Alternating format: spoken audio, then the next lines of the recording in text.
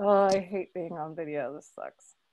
I have a lot of glare on my glasses. Oh, that's maybe. No, let me do that.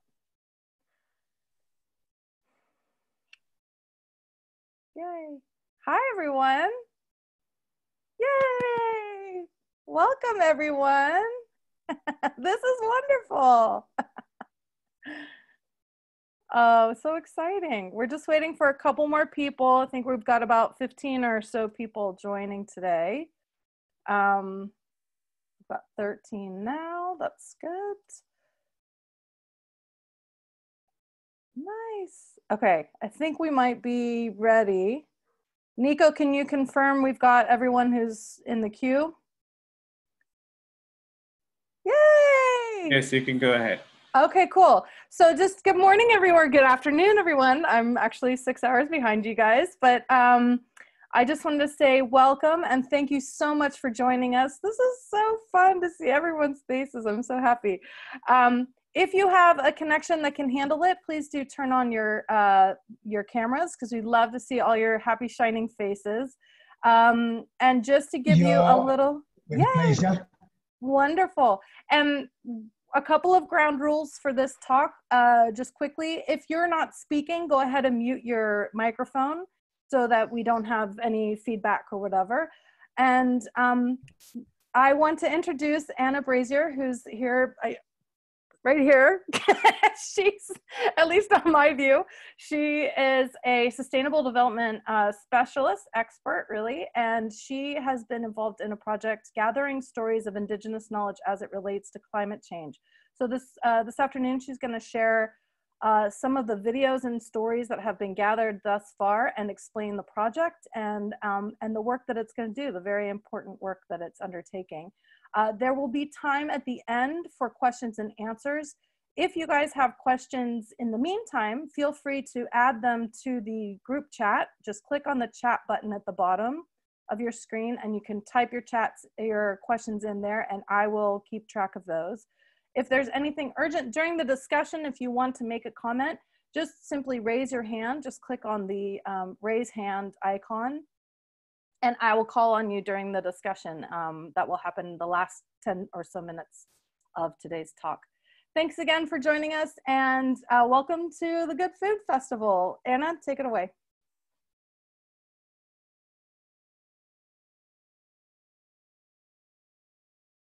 Mute. Okay, can you hear me? Right, sorry about that. I'm completely useless at Zoom, so I will try and make it go smoothly. Thanks so much for joining me, everybody. I want to tell you about this amazing, exciting project that I kind of got involved with completely by accident, and it's turned out to be probably the best thing I've ever been involved with in my life. So yeah, I'm going to rave for the next few minutes.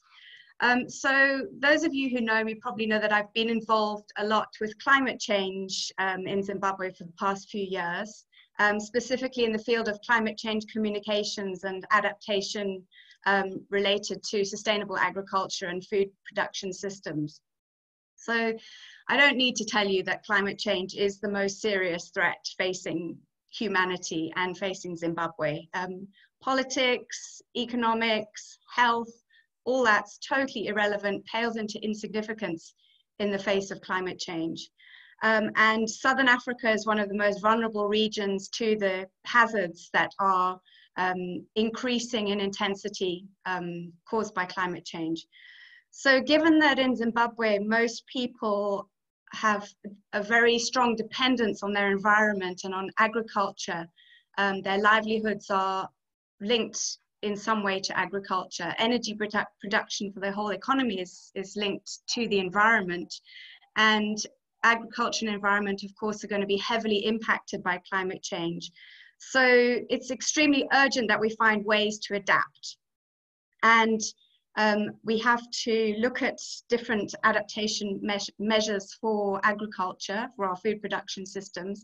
One of the ways that's been put forward globally is climate smart agriculture. Other people are putting forward agroecology and regenerative agriculture. So there are many different methods being proposed.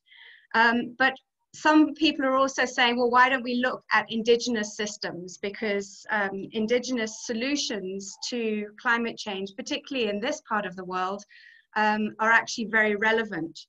So this part of Africa is famous for two very powerful and large pre-colonial civilizations. The first was in the Save Limpopo area, and the second was Great Zimbabwe, which of course we're very familiar with. Those civilizations survived in some very harsh environments and adapted to a very variable climate. One of the things Zimbabwe is famous for, which you might not know, is having one of the most variable climates in the world. And that's a natural phenomenon. It's not related to climate change. It just happens to be because of our geographical location. So given that background, it seems logical that indigenous knowledge in this country could be very relevant to adapting to climate change. And based on that, this project, which we're calling Indigenous Knowledge for Climate Adaptation Initiative, was launched in 2020 in July.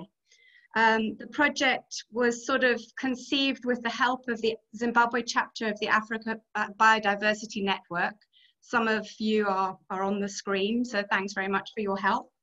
And the funding has come from the Konrad Adenauer Foundation, which has been very supportive in funding climate change adaptation and mitigation initiatives in Zimbabwe. So what's the project all about? Basically, it's about gathering and sharing indigenous knowledge. So we started off quite small and modestly, and it quickly mushroomed and became a nationwide project, sort of by accident. The emphasis, I must say, is not academic. So we're not trying to produce an academic paper. There are quite a few journal papers on indigenous knowledge. There are quite a few researchers in Zimbabwe have looked at indigenous knowledge in Zimbabwe, but unfortunately, most of that research stays within academia. It never gets disseminated to the people who really need to use it. So very strong foundation for this project was gathering and sharing and disseminating the knowledge. So how did we gather the knowledge? We just used the Traditional and Organic Food Forum, which is the body that is basically the one that organizes the food festival every year. Because we knew that the people in that forum were already interested in indigenous knowledge with respect to food. So we reached out through the network, and a number of different organizations came back and said, yes, we'd love to participate in this project. So we ended up getting people all over the country. I thought it was going to be much smaller than it's turned out to be. And these are people who live in the communities where they're collecting the information, which is a very important difference from conventional research.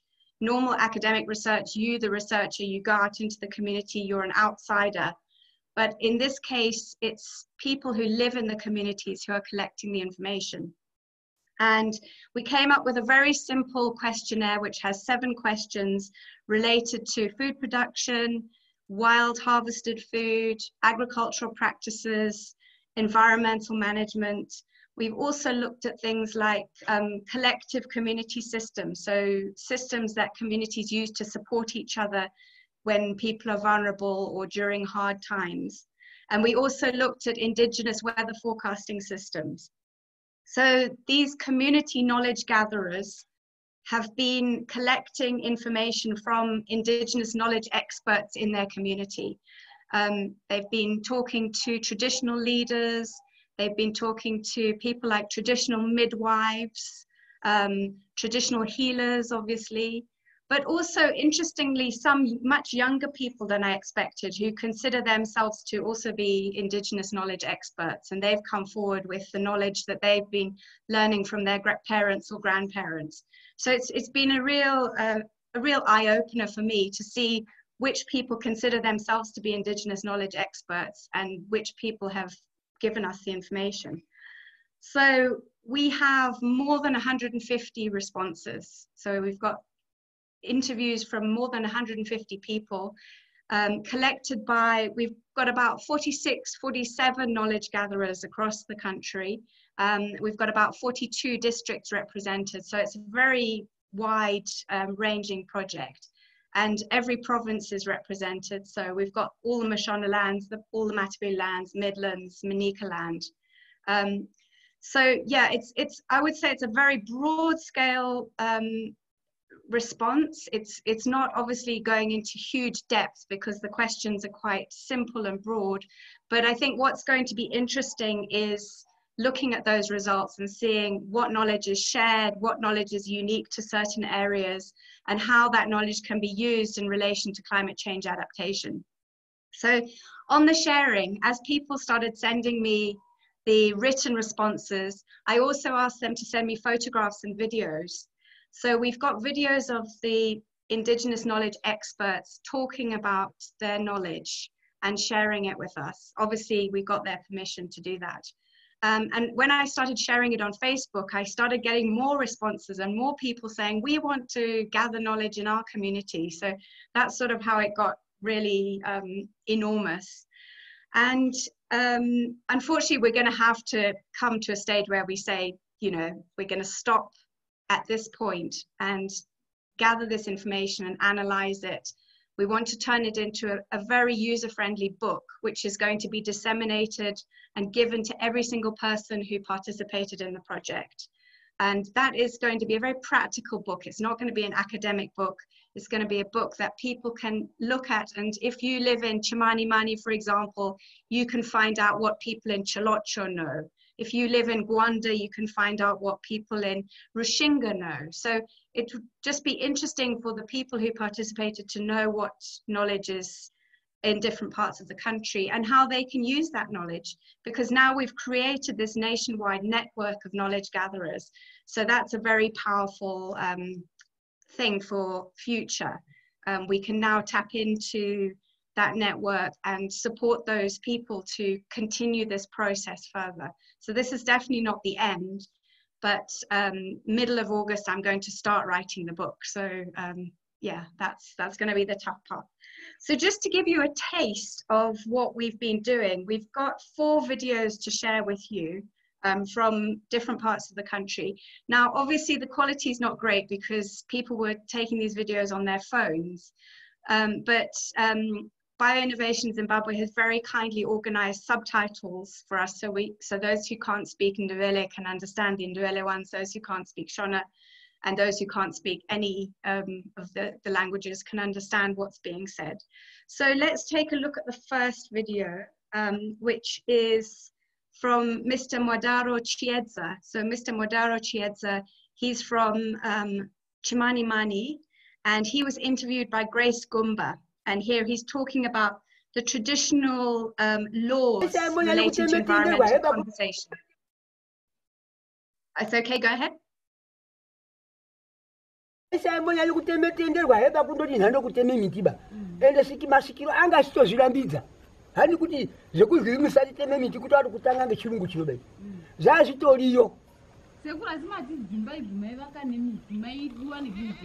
Miti yacho taiti tikatema atisaiteme zvokuti zvabva kupote kwendebe. Taiti mwaoteteme iyo. Ende miti yacho taitema yacho taitsara. Taitsara mitondo. Kungawo mugonono kana mutsingidzi. Miti yakandonga kubata-bata. Ngeye taidini, ngeye taitema iyo. Zvakati ana mushonjo waya haakiba mhatso muno iyi, mushonjo wauyu. Haubvumirwi bauyu. Kana kugota kuya kwakutomazuva anogote kugote mwoto, haugotwi bauyu. Mushonjo wauyu. Muno mwaiti mukateze huni hazvitenderi kuba kusendamise huni kudai kuite zvekuite zvindikwa kwamwe zva kusendamise pamuti kudai hazvibvumirwi. Wane une singa rako unoradzike pasi ndo chirera chiri muno mhandarume muno hazvibvumirwi izvi. Hazvibvumirwi. Pana wakamboti kwaigare maiti muchitema muti yakaita semikamba hombe anaitonga mbururu kupururudza. Tingati zvengaita ngekuti zvinosiyana nenyika. Nzvimbo dzawo dzine zviyerawo zvinonga zviriyo munzvimbo dzawo. Asi isusu munomu mukamba wanga usingatotenderwi kutema. Hazvichaibvumirwa kuti anokubvunza kuti muti wotema unokuushandisei, ngokuti mukamba hauwakiumba. mukamba wakandoite muti unoponese zvipuka zvakati ana shiri mashiri aya munoona anohamba aya ndo chikafu chawo.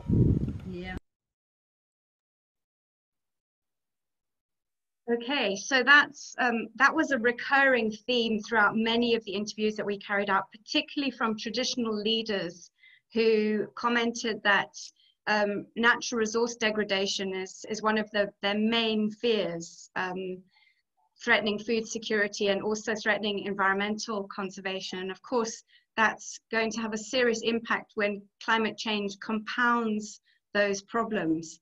I mean, it's very interesting. In relation to this, I was talking to someone who used to work in the Ministry of Agriculture at Independence, and he told me that before independence, there was a policy where the Natural Resources Board would go around and tell everyone to clear their fields of every single tree, which is actually a total violation of the traditional rules that Mr. Chiedza was just talking about, where people were told by traditional leaders that they were not allowed to cut down certain trees.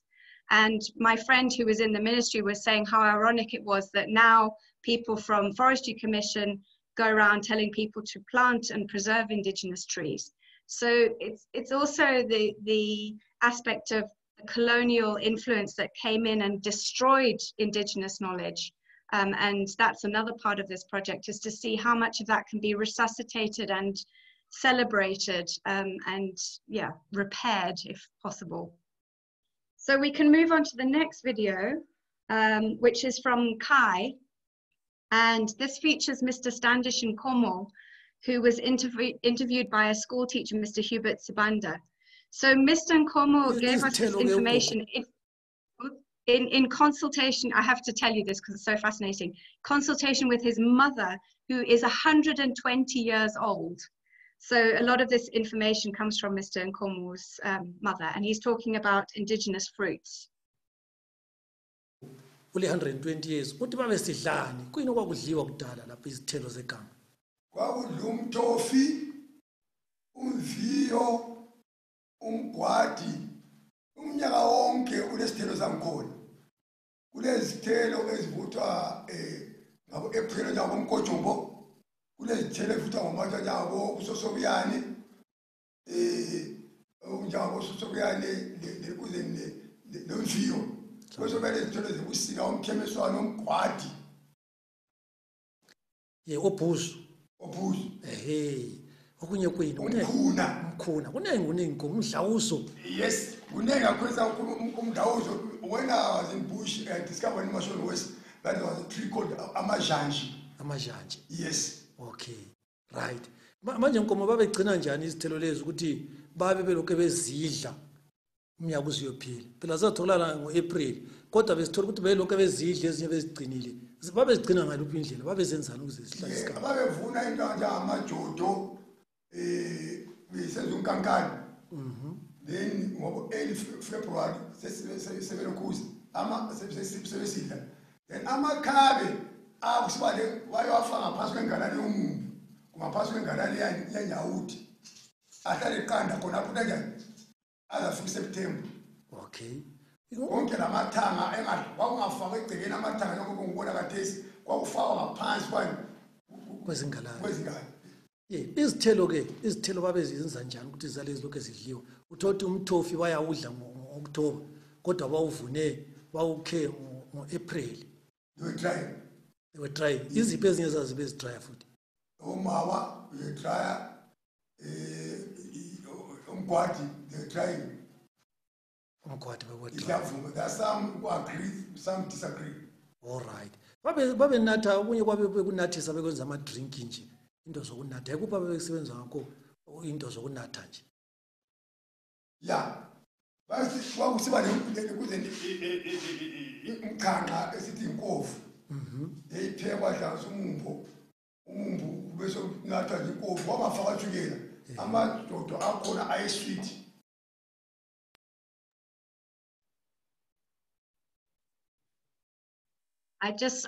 One of the wonderful things about this project is I feel like I've met all of these people now, even though I've just been sitting in my house and I haven't moved.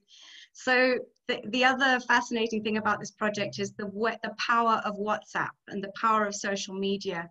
We have done all of this research using WhatsApp, and it's worked really well. And people have been able to send me the videos and the photographs.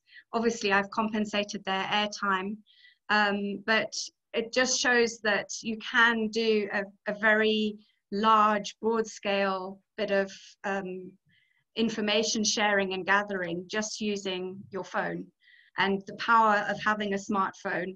There were lots of comments about difficulties people had with their smartphones, and they shared that, but one of the people who worked on this project used the money that I gave them to fix his smartphone, which I feel is a huge achievement. Okay, so Anna, sorry yeah? to interrupt. I just want to flag out that we've got 8 minutes left before the session ends, unfortunately. So I just wanted you to be able to time manage slightly. If you want to do one more video and then have like 3 minutes for chats. No, I it think looks like we've upgraded. Okay. Oh, okay. Nico, can Okay, you confirm that we have unlimited time? Yeah, well, we've just been given a gift to do that. I love it. Okay, carry on, Anna. Sorry, I was just like watching the clock. Yeah, sure, no, All right, brilliant. cool, carry on. Okay, so the next video is Ethel Nyoni, who was interviewed. She lives in Cowdrey Park in Bulawayo now, but she grew up in Caesar, and she's going to talk about traditional methods of seed preservation. Inhlanyelo ngaqala ngenhlanyelo. Inhlanyelo into ezithenga endlu zazingakhitshwa amakhasi. Ungakhiphi indlu amakhasi lokho kuvikela ukuthi indlu zingaphehlwa. Umumbu wawulengiswe ekitchen. Intuthu liyana ibisi senza ukuthi kungaphehlwa. Umnyama umumbu wakhona ukuthi phakathi yaburayit. Babelengisa bekhuphila amakhasi. Bekhipha amakhasi ulenge wodwa. Intuthu nxa siba sunile ekitchen yabumnengi sibihlone ngogubhe njengathi abalimi wawusiba mnengi.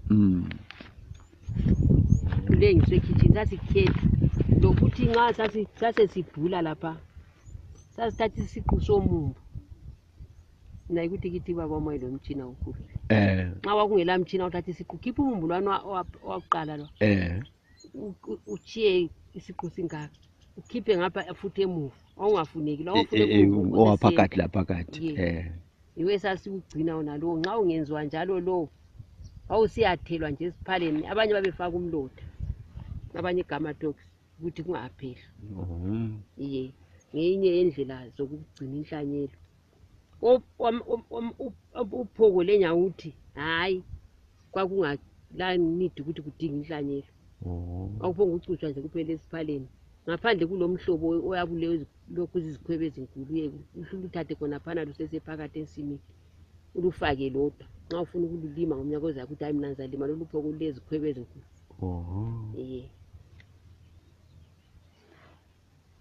ngathi ekugcineni kwamabele uzakhohlwa phela lawo okunye uthe kugcinwa kwamabele amabele amanye ayithiwa ngumncatsha kwakuthiwa ngumncatsha lo esindebeleni awugejwe esibayeni ungagejwe esibayeni laphana kuthi amabhasikiti lana amakhulu izilulu lezana zifakwe phansi zingafakwa phansi zigejiwe inkomo ziyabe zichemela umchemo wenkomo khona phana ungena laphana ukuthi amabele lana angaboli.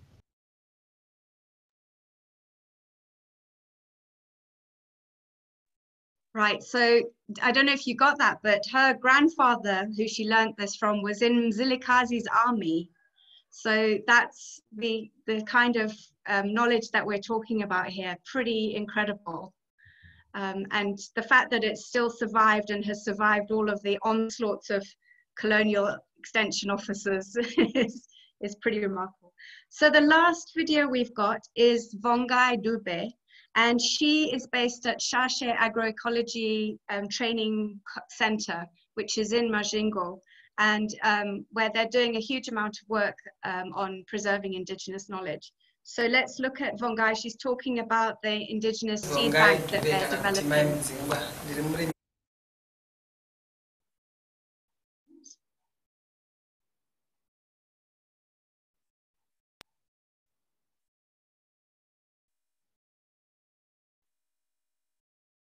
Oops, we've lost Vongai.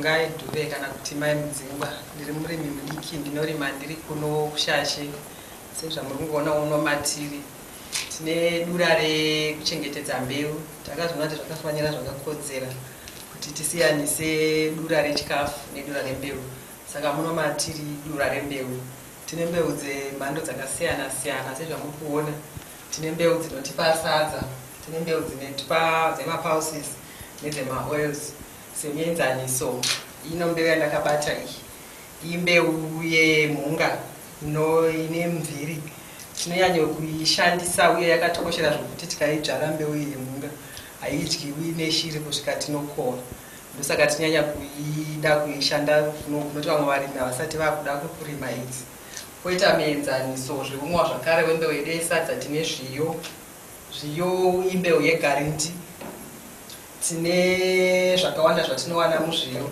chero munhu akakuvara zviya anogona kutonzi ingokurungai zviyo moisa parunda rake uye muno tinoita zvechivanhu tinoshandisa zvakare zviyo izvi kubika madoro edu pamahumwe nepamitambo yatinoita tine zvakare pamapulses tine nyimo sezvamuri kuona inyimo dzinonzi muswe webhiza mutsvuku tine mavarieties akatoti wandei nenyimo dzakatikoshera pakuti pamutakura senge nguva dzino dzechirimo kana mugadheni kusinawo muriwo tikatora mutakura wedu tikabika zvinotipa utano kuvana koita dzatinadzo kumaoils tine mhando yemasunflower aya masunflower ndakabata aya anonzi musasa masunflower anotikoshera zvikuru pamafuta ndosvina masunflower yedu towana mafuta tine zvakare imwe yatinayo inotipa maoils zvakare yemhodzi idzi dzemanhanga vamwe anoti mafere tinomashandisa zvakare kumafuta uye togona kuita futi mutetenerwa mbeu dzedu dzakatikoshera zvikuru kuti hadzinetsi kuchengeta sezvamuri kuona muno tinongotoshandisa madota emutsviri ndo atinoshandisa kuchengetedza mbeu dzedu kubva muzvipfukuto kana kuti maguri echibage.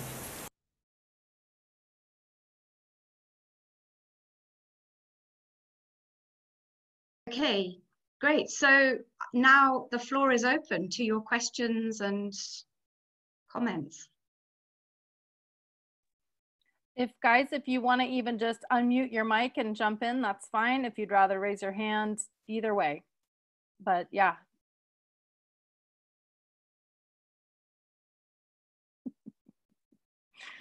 Come on. Stunned into silence. I have one comment question, if that might get the ball rolling. Oh, did someone want to say something? Julius. Yeah. Julius. I think it's quite very powerful to see that, because from my experience of about 20 years in agroecology, when I was longing to speak in this level, and I didn't know how this level could come by. But suddenly it happens now that we are on that level to speak in those things that matters, and also to make those people that matters to speak.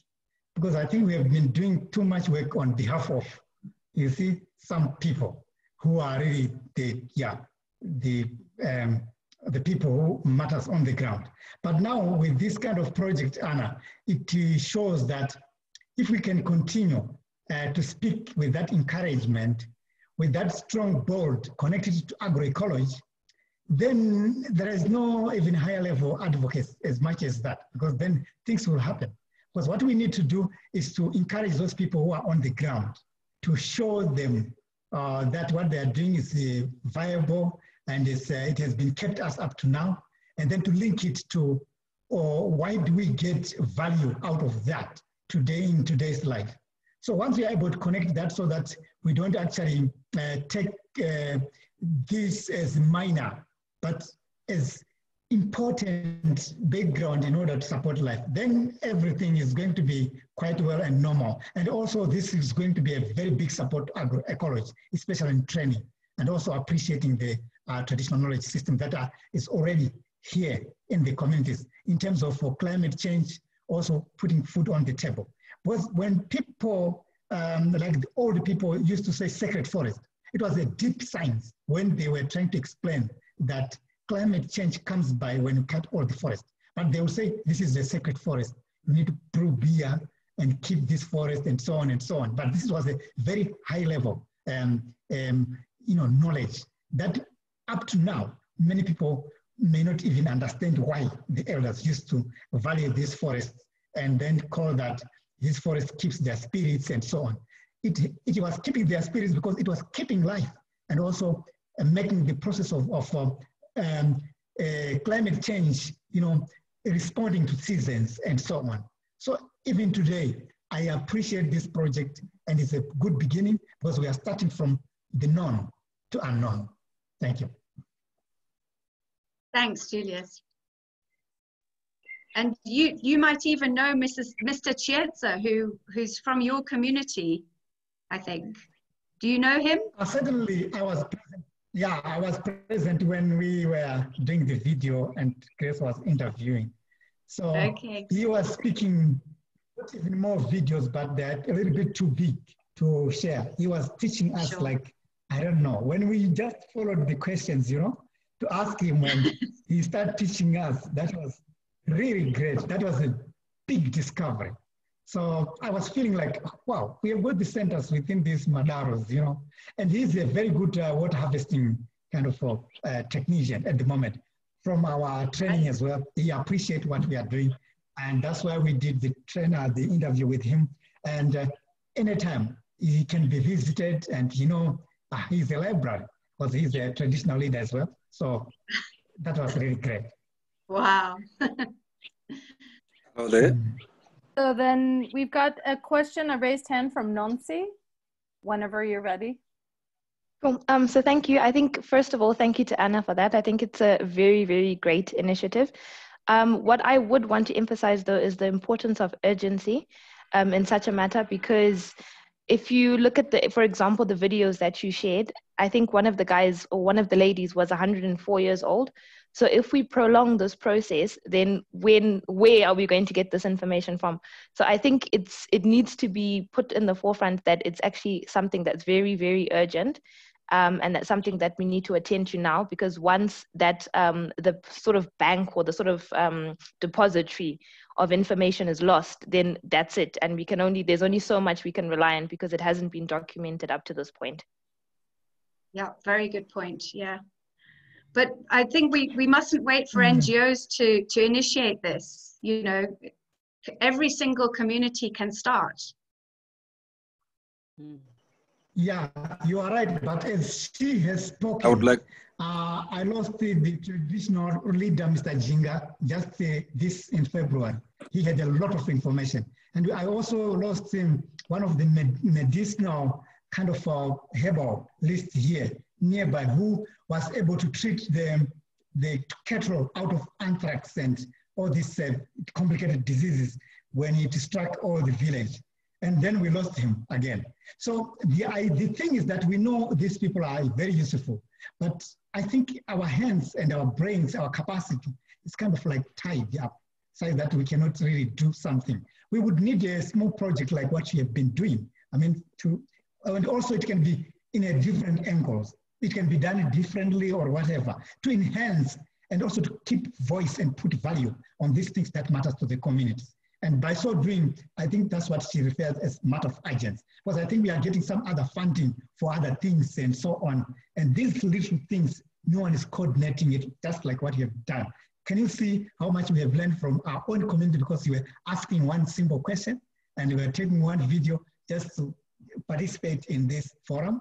So that was really very useful. Thank you. Teach, do you have something? I think you were trying. Yes, I've got something to say. I'm very much encouraged by the work you have done on the IKS.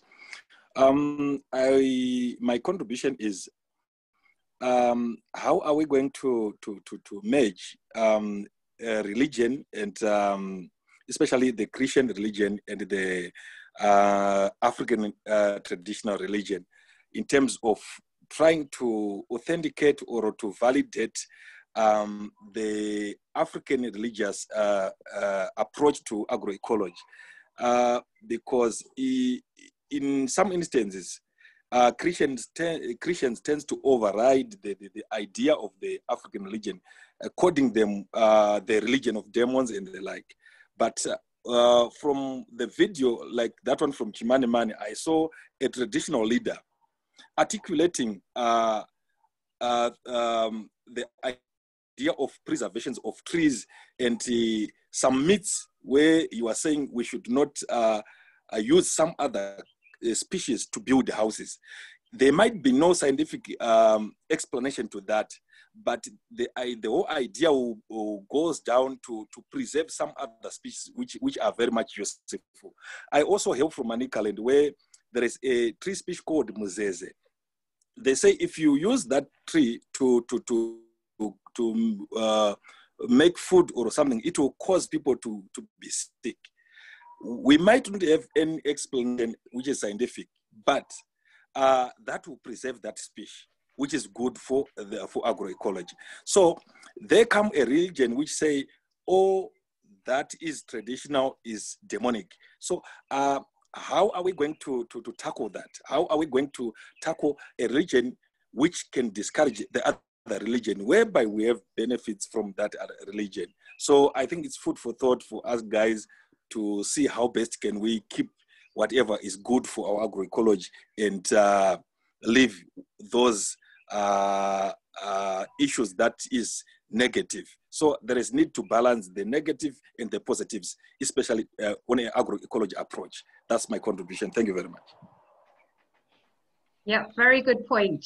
But I think that things have moved on as well since the old days. I think that it maybe isn't necessarily the religion that denounced traditional ideas as demonic. It was maybe the people who were promoting the religion. And I think that now we have new people in that position that perhaps these ideas can be merged much more easily. Yeah, that's true. I would like to encourage our my colleagues, you and all other colleagues in this field, to make an effort to put explanations to things.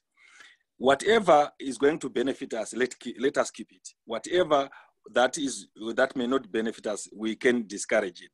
So I urge my colleagues to work on, let's keep those myths. They might not be scientific and academic. And I like this approach you have done, which is not much academic, which is much indigenous. Let's explore the IKS and promote it, as well as there is not, like what Julius has said, let's work out so that there is no gap between those old Madalas and the new generations. Let's be a bridge to the old and the new, so that we merge and continue to have whatever which is useful for our ecology. Thank you so much. I hate to sort of jump in, but if there are any burning contributions, we've got 1 or 2 minutes left. I want to thank Anna. I want to thank all of you for your amazing contributions. I really like this thought that the conversation in general and Teach in particular just gave me, which is that I was asking Anna before the talk, like, okay, so what's the outcome of all of this? What will it be used for? And I think the point is that this knowledge is valuable for its own sake. And that the collecting of this knowledge is almost revolutionary in that this kind of effort hasn't been undertaken. And to acknowledge that its value exists independent of anything else is really, I think, quite something. And I want to turn it over to you for any final words. And from me, just to say thank you so much for joining us today. You guys, this has been really enlightening. Anna, over to you. Yeah, okay, well, thanks so much for letting me share it. And it's just a start, it's just a beginning. But also to say it was really easy to do this, and we had a tiny budget. So everyone here and anyone in Zimbabwe can really carry on. It's absolutely so easy to do. I don't know why we didn't do it years ago, as Nancy said, But what's so nice is the way young people have responded. We've had so many young urban people who have given such amazing feedback about this. And so that gives me huge hope that it will be the start of something amazing. Wonderful. Thanks so much, guys. See you hopefully on future talks that we're holding this week. And thanks again, Anna. This was wonderful. Great. Thanks. Thanks, guys. Take care. Thank Have a you. good one. So much. See you guys. Goodbye. Okay, see you. Bye. Bye.